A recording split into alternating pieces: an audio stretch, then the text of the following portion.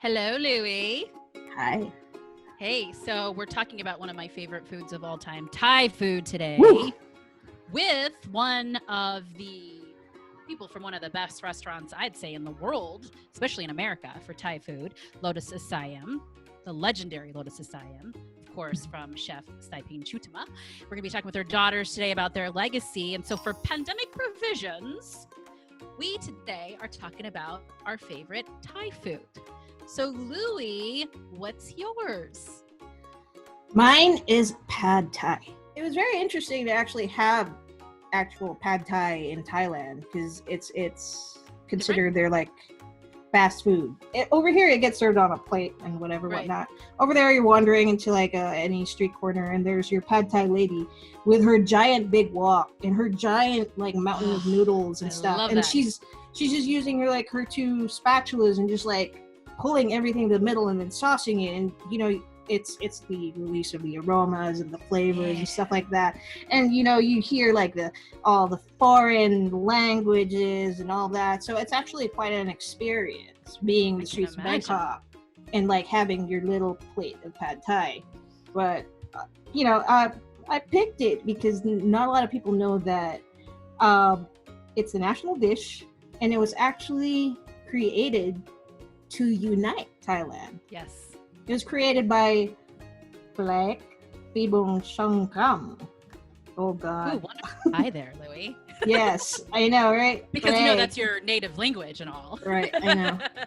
So he's the guy, and he played like a prominent role in military history, and he stripped Thailand's monarchy out of its absolute powers. So pad Thai was actually born to unite the whole of Thailand, as a national dish.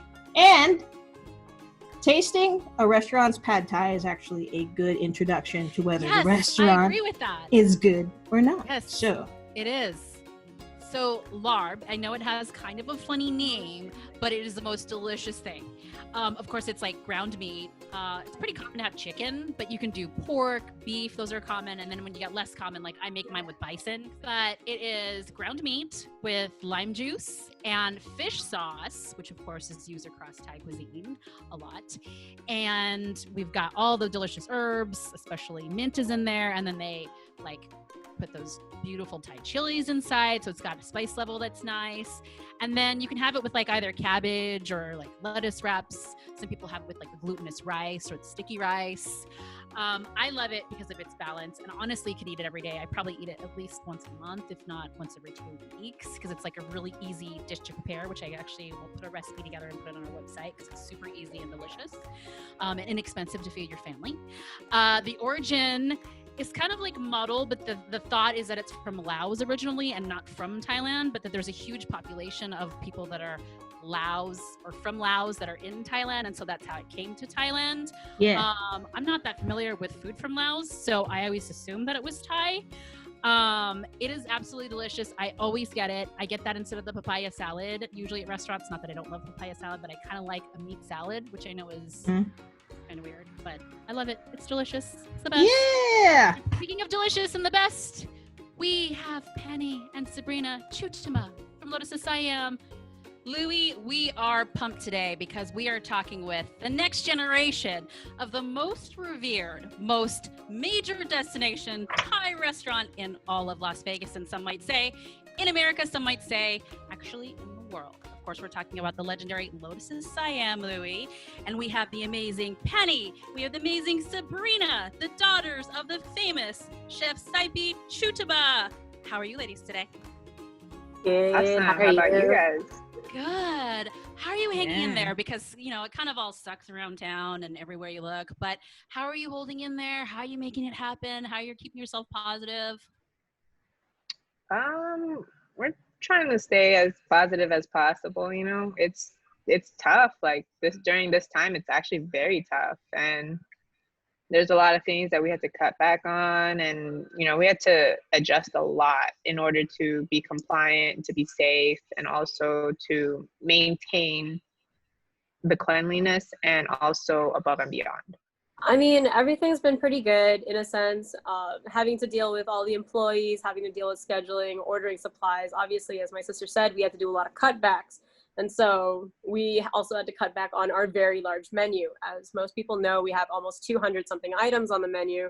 And now we've had to cut it back to about 100 items, which, I mean, we still offer the full menu, but just to fit on a single piece of paper that we can sanitize completely, as well as do other sanitization. And for a QR code, that's something that we had to do. Employee-wise, obviously, because of the whole COVID-19 ordeal, employees, some are, they worry, obviously, because they have kids, like my sister. They don't know how customers are going to be. Luckily for our kitchen staff, which is great with us, they are 100% on board with coming back to work. They're doing diligently. They're helping us with trying to save as much money as we can, as well as help sustain everything. Yeah. Let's talk about what it means to be a destination restaurant, because a lot of people call themselves destination restaurants, but you guys actually really are a destination restaurant. I mean, we've got, of course, the late Anthony Bourdain and Jonathan Gold that went there, Ming Tsai more recently, John Legend and Chrissy Teigen, and then just like people on the street, people in the world. What's that been like for you? And are there any like kind of funny anecdotes or funny stories of people doing that over the years? Yeah, I mean, it's very nice that people take the time and come to see us and stuff like that. It's actually really fun too, because if I'm on the floor or something like that and people are first timers, it's fun for me to be able to introduce to them what our cuisine is. We've had people who literally call us at 2 p.m. landed from the airport, and they're like, I'm going to be there at 2:15 on the dot, please don't close. And we're like, okay, we'll leave the spot open for you. And then when they get there, sometimes they're like, I don't know what to order, but can you pick for me? So it's just like, it's fun to be able to give them an experience that other places might not be able to do. Yeah. Sabrina, do you ever get starstruck with all these like huge names coming in, or do you even not know the difference, or what do you think about it? That's actually really funny because whenever we have celebrities come into the restaurant, my sister is never there, or half the time she's never there. So I always get to see all of the cast and crews or musicians that always come in. And at that point, it's either I know them or I don't know them. But if I don't know them, then I like try to do a little research here and there of who they are. Well, quick Google. Exactly. Go to the restroom real quick. Who is that? But sometimes, so like the biggest starstruck that I ever had was when Jesse Eisenberg and Common came to the restaurant for their last shooting here for Now You See Me, the very first movie.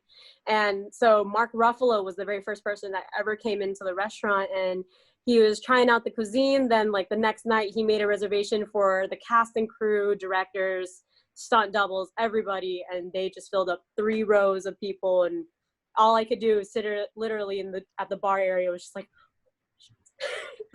just sitting there, just like, oh my God, what's going on? Yeah, that's crazy. That's crazy. It was your mother's dream, of course, to bring authentic Thai food to the Valley. What is it like for you as being the next generation, carrying on the legacy? Like, what kind of responsibility do you feel for carrying on that major legacy of your mother? Is there like pressure? Yeah. On your shoulders? Because I'd be so stressed. You just kind of need, you need to kind of like just, keep the institution running. Just the fact that who our mom is, what she's created, the legacy that my sister and I have to build continuously onto it. And it's just like, okay, how are we going to be able to fill in this giant shoe that is being left for us at this point? And In a sense, I'm my mom's apprentice, so like I know most things, but she still hasn't let go of a lot of things. And that becomes one of those, like, once you get married and you show me that you're capable, then I'll hand it down to you kind of ordeal. That actually tied into my next question, which was like your Right. family's restaurant, your recipes, they go back 100 years or something like that. So is it possible? And, you know, do you know like most of it? Would you say 90%, 50%? Like, what do you think of her recipes? I would like to say like maybe like 60, 60%. Wow. So she just does them by herself without you there, like when you have to do it at the restaurant? Yeah, so she likes to leave my sister and I at the restaurant, and she'll go and do sauces by herself, off to the side, or like late at night after the kitchen is closed, she'll be in there, and then I'll be like doing the accounting, and she's gonna do something on her own in the kitchen. Completely discreet, doesn't even let us know kind of ordeal. Her memory for her recipe is always down to the T up here. And it's like, because, you know, sometimes the same lime doesn't have the same amount of citrus or acid, you know? So it's, her tongue will taste everything. If something's off, she'll be able to. That's why everyone's like, oh, you know, what's the measurements? I'm like, what measurements? Yeah, right? Asian people technically don't measure what they put in their food. Like, if you've seen it, like an old school like Filipino mom, she'll be like, oh, how much soy sauce do you put in? Oh, however much you need it to be for the adobo or something like that. Yeah. Right. Yeah. Yeah. Like ours, like tom yum and stuff, it's like, okay, 1 tablespoon. No, it's like, taste it first, and then after that you fix it. You develop the flavor basically. Yeah. I mean, that is actually the best way to do it, in all honesty. So that takes a lot of skill to standardize, and like a lot of skill in training your cooks. Yes. So I mean, how do you keep with that? Does your mother like show up every day We to kind of always train? have a base, like we'll always have the base already set up, but then we always tell them, because everyone has their own spoon, the tasting spoons, so they'll taste it, and then if it's like too acidic, too salty, we adjust per that way. But at the baseline, all the bases are prepped every week. Wow, she's a very busy woman. Yeah. It's like an assembly line how we set it up. So we'll have the main base for the sauce, like the stir fry sauce. We'll have a curry base for like the red curry, green curry, yellow curry. So everything will already be set up. And so after that, it's become your palate at that point. Pretty interesting, actually. That's a nice challenge I think I would like. Right. Just Penny, kind of going a little bit more on that question for you personally, because you are the eldest daughter. You are kind of, you know, really the person that's in that business operation, entrepreneurial side of it. What kind of pressure is that for you? Just knowing that this is the weight of your mom's legacy is it on you, literally. In the beginning, you know, like when I started, it didn't really hit me. But then it's like when you know, like first generation Asians, we're just like, oh, we just run by it, you know, it's like whatever, my parents work. But then when you grow up, you kind of pay attention and you're like, holy crap, like my parents have been doing this for a long time, like I don't want it just to end with her, you know. So she's a rare badass too, like for her, like, I mean, she's been in here for 34 years, and up until now, from associate's degree and no English spoken, I mean, she's done a very good job. Yeah.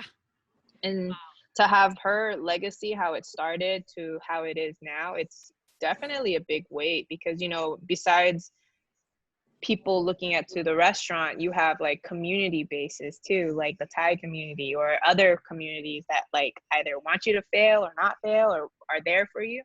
And so it's like, you know, one of those things where it's just like, should I care what people think?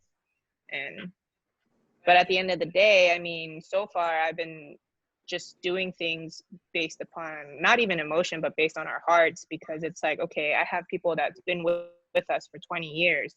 How can I take care of them? How do I provide for them enough for them to be able to provide for their families and not have to go and find another job, you know? And prior to COVID, we definitely were maintaining, we had full health insurance for the employees. We did everything that we could, you know, like we provided them with 100% paid medical. We did the whole AFLAC thing for them. We did dental and whatever, you know, that I thought to see fit for the pursuit of happiness of the employees. Each of you, what's your favorite dish? You got 200 plus. Yeah. What's your favorite each? You can pick one each. Sabrina first. I'm going to put pressure on you, Sabrina. Oh man, why? I guess my favorite dish would have to be tam kanun, which is a northern style dish, pounded jackfruit. Naturally, we put in ground pork, there's tomatoes, there's red onions, galanga, garlic in there. So it's just a nice savory dish. Penny?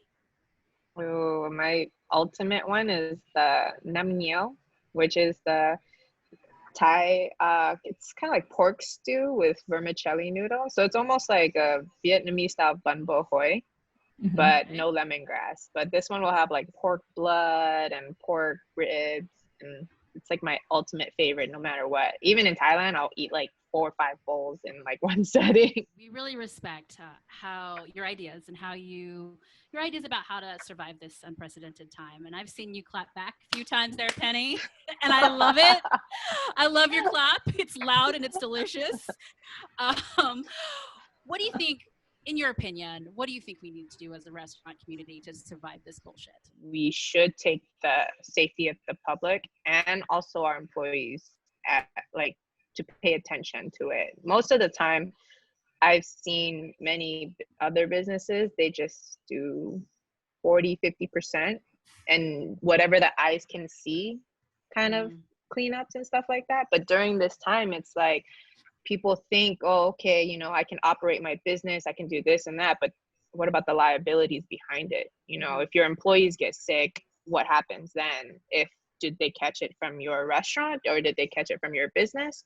It's just like a whole factor where, you know, I had to kind of force my managers to take a COVID training course, which did contact tracing. You know, I had to prep them. I had to change my SOPs. I had to change the whole operating thing. And, you know, the issue too that we have is because many people are not aware of this COVID. They just assume, okay, hey, CDC published this like article that, okay, hey, masks in the beginning was not efficient, but then they backtrack 2 weeks later, says, hey, we need to wear masks. So it's like, you know, it becomes to the point where the public and business owners, they just only follow the rule rather than go outside and figure it out. Like, hey, okay, how is this country doing, or how is this place doing? They're not using that as a reference. You know, they're just only following whatever is being told. I mean, my whole SOP, I drafted that from Taiwan. You know, like I've been watching this COVID since December. And so we were actually pretty prepared. And, you know, like even then, I want to say like mid-January, February, I even said, hey, it seems like the country's going to shut down. Yeah. And people at that time were like, no, like they won't shut down the whole country, you know? And next thing you know, what happens? We shut down. You know, so far, a lot of our guests have been very cooperative. They've been very patient. They've been, you know, like they see that we're trying and we're not doing it in a political sense. It's just the fact that, hey, this is everybody's safety at play, right? You know, and we put plexiglass on the stands and everything. We separated all the tables. I mean, you can go to some places right now and they definitely aren't doing the social distancing, you know? So free it's for like, all. Yeah. Like you look at their business structure and stuff like that, and it's like, okay, hey, as a customer, when I walk in, do I feel safe? You know, like that's the main issue, is because a lot of people, granted, our social media people will be like, hey, mask is, you know, you're a puppet or something like that. But majority of the guests that come to our restaurant, they like it because they actually feel safer.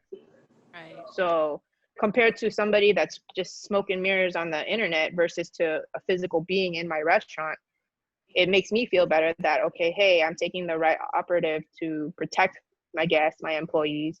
And to be honest, I can definitely go out and say, hey, I'm actually trying to be as safe as possible. And I feel safer at my own restaurant. We've actually have floor mats for our employees so that when they walk in, what they first do is they actually wipe their feet with the Clorox germicide. And that's pretty much the best way to sanitize outside shoes coming into the restaurant. So that's our first way of defensing from the kitchen outwards, for us at least. And not to mention, we have thermal cameras in the back for employees to come through. We also make sure that every 30 minutes, at least in the kitchen or per area in the kitchen, they sanitize their stations. Everything is cleaned, everything is brand new. We try to do as much as we can. I mean, it definitely took a toll on my wallet, obviously, but it was like we had to close. We just got brand new shipments and stuff like that, and we had to throw away a lot of stuff, you know? And then on top of it, just to bring in like the technology to protect the restaurant, to make sure that we're compliant, to make sure that we change all chemicals. I mean, it's not cheap, to be honest. And a lot of people were like, oh, you know, you have the funds to do it. I'm like, yo, man, no. It's like I had 120 employees. I paid for all their medical. 30,000 is not cheap for their medical. All right. So you guys are part of a very small club of Las Vegans who have gotten the chance to cook at the James Beard House. And we first want to know what it's like to be able to bring your family's food to the James Beard House. Actually pretty dope. I'm not gonna lie. It was actually fun. And then the other chefs that were there, like Sarah and Jocelyn, they're actually really, really cool. You know, it was a fun experience, to be honest. Right. What is it? Sabrina, did you Go ahead. fangirl? Did you like fangirl when you got there? Not necessarily, because I was actually really cold, and because it was, you know, middle of February and not really awake early at that point. Right. We were like Plus rushing. three, right? Yeah. Like rushing to get there, making sure everything's all prepped. And I'm not a morning person, so it's like not fully awake and cold. We were kind of iffy, actually, even going to New York at that time. Yeah. And so right when, probably a week before, I almost canceled because I was like, look, I'm pregnant and I don't feel comfortable going on a plane with people who aren't even masked. They don't even care. They don't realize that COVID exists, going to New York. And then I actually think one of my staff got COVID on the way back. Oh. Yeah, she was sitting next to some people that apparently were coughing viciously next to her. And she wasn't wearing her mask. And I told her, I was like, what happened? She's like, oh, I forgot to put my mask on. It was in my backpack. I'm like, oh my God. Well, other than that crappy part of it, yeah. the good part, I mean, what is it like? Because when I was in that kitchen, I was just like, I just kept thinking, I can't believe I'm here. I can't believe I'm here. Like just knowing the people that have walked through, like Julia Child and James Beard and every top chef in the entire world. It's a big deal to cook there. And here you are like, oh my God, we're from Las Vegas and like we're cooking in the James Beard House in New York City. Pretty crazy. Yeah, it was actually, for us, it was a great honor, to be honest. You know, I wish my mom could have made it because it would have been a very, like, it would have topped it, you know, having my mom there. And it was, you know, I was just worried about her health more. So we just of course made her stay home. But, you know, it's just the whole history in that house itself was just remarkable. You know, how they preserved it, how everything in there still stayed the same kitchen. It's like so small, super small, so small. Tiniest fryer like, ever. I was like, I looked at myself, I'm like, if my husband was supposed to be here, I think he would hit his head. Oh yeah. Trying to maneuver through everything. And especially like, you know, everything's like nook and cranny type stuff. You probably literally had to be a tiny 5-foot woman to be able to maneuver through all this. Because there was no, I'm like 5'6", and I even had a hard time trying to like go to the side. Yeah. But it's crazy. Walking into there, it just felt so much history, you know, like, wow, kind of thing. And then on top of it, I finished their women's program. So it was like, you know, the more that I saw, it was like, wow, they're really for women chefs. Like, it's not all about the male figure at this point. It's like, I kind of want to be like, okay, it's like girl power kind of thing when I walk through the door. Yeah. So it felt nice, you know? The foundation goes out of their way to do women's programs. The one that you were involved with, the Women's Entrepreneurial Program, I mean, that's helped so many people figure out how to further their business. What did you get out of it? For me, it was more of like learning from other women in the field. So it was like, you know, besides the networking that was remarkable, I also was able to focus on, you know, like I don't know everything. You know, I didn't even finish college. I took off because when Restaurant One went down in 2017, I left California, came back to make sure and handle everything else here. So it's like, you know, schools can only teach you so much. They don't tell you the in-depth of what fails and what works. You know, they just give you the pretty picture of like, this is how a business should be. But everyone who follows that to the T, it's not the same recipe, you know? Right, for sure. And so, you know, learning from other people, seeing what their mistakes were, seeing how, you know, like marketing, Lotus of Siam has been around for 20 years, you know, for when we took over. So in order to see like, okay, hey, we might need to do some marketing.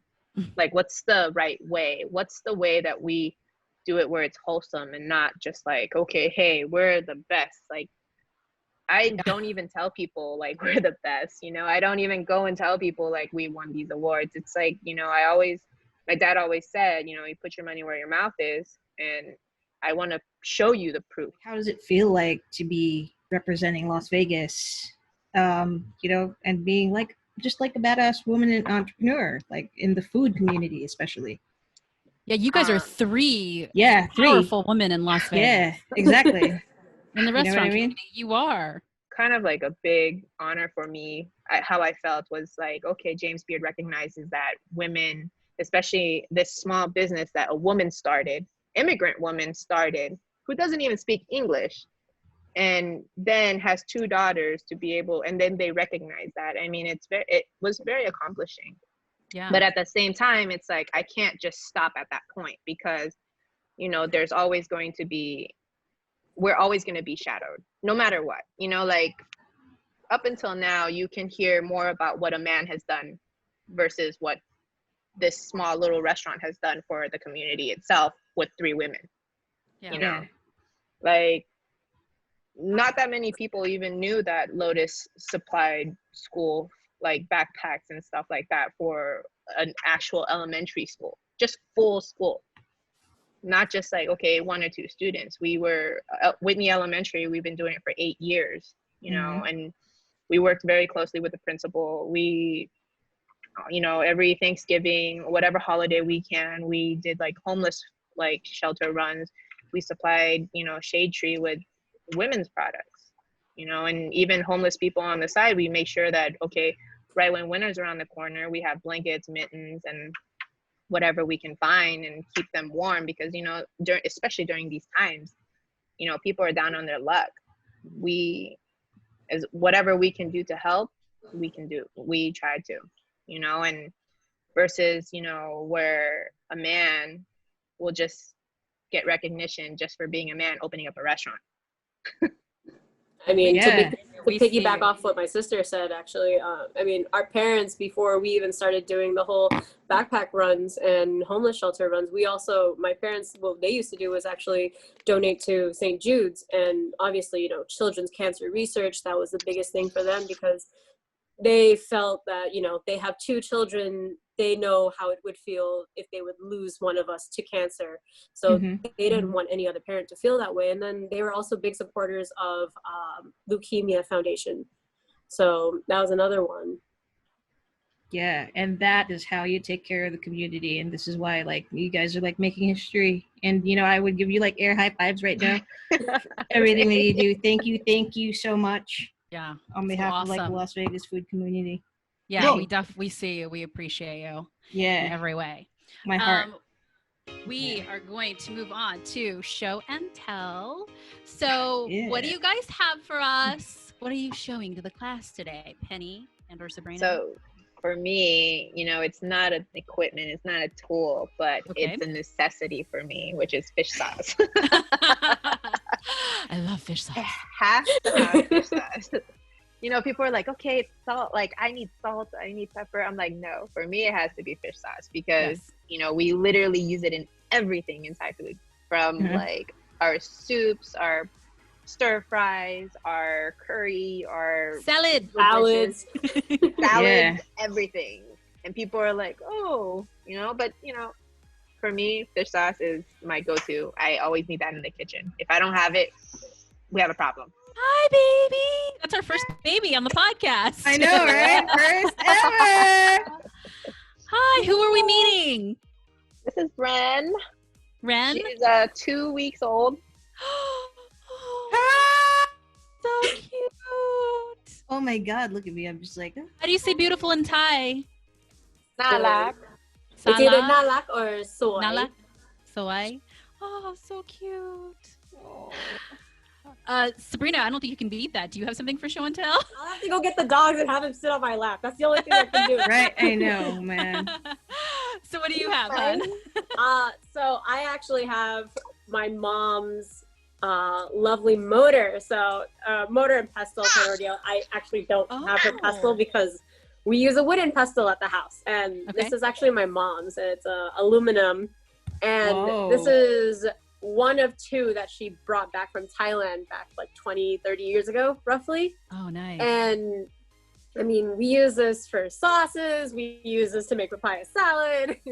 My mom first taught me how to make food with it, technically, not really. She would just tell me to sit there with chili and just completely pound the crap out of whatever was in here. Right? But the oil. I mean, this is kind of a staple with Penny's fish sauce because, you got the fish sauce when you make papaya salad. Yes. You need this to make it.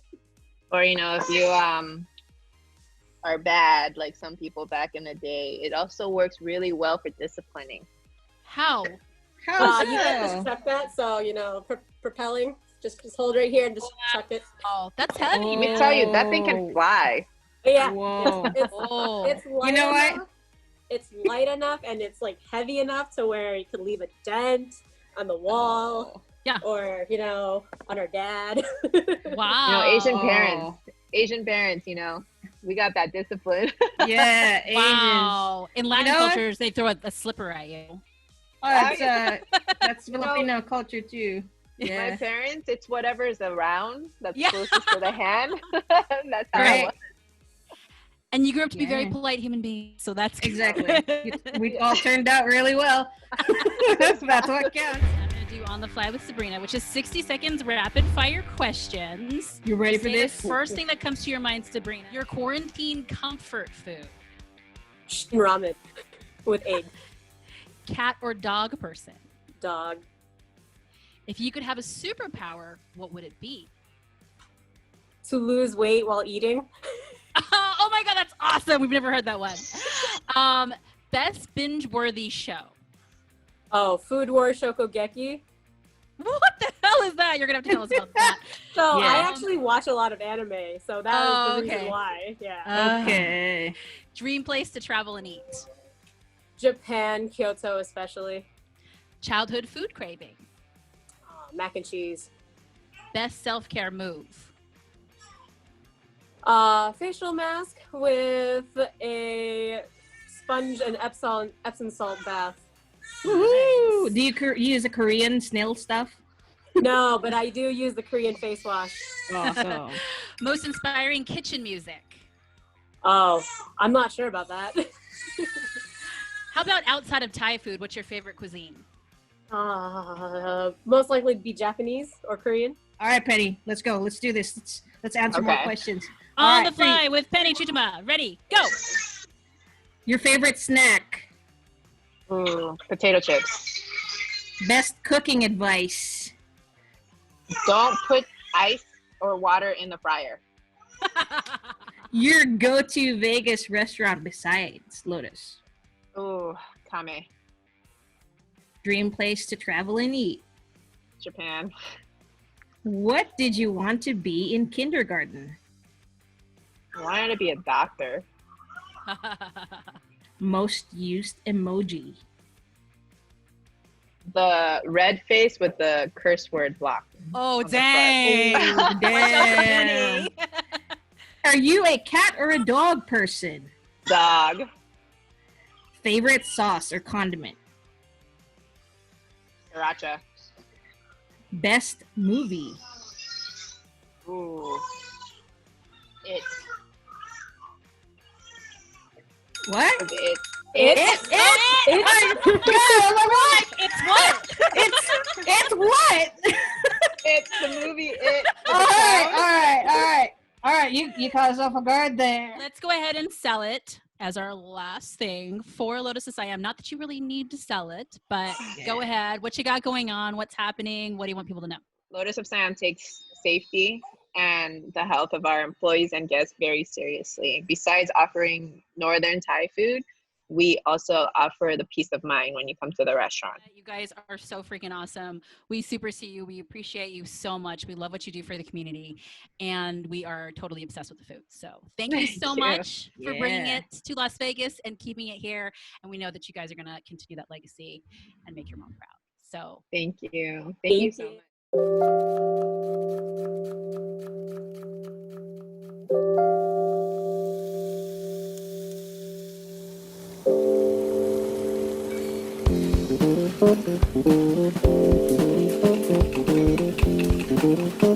Thank you.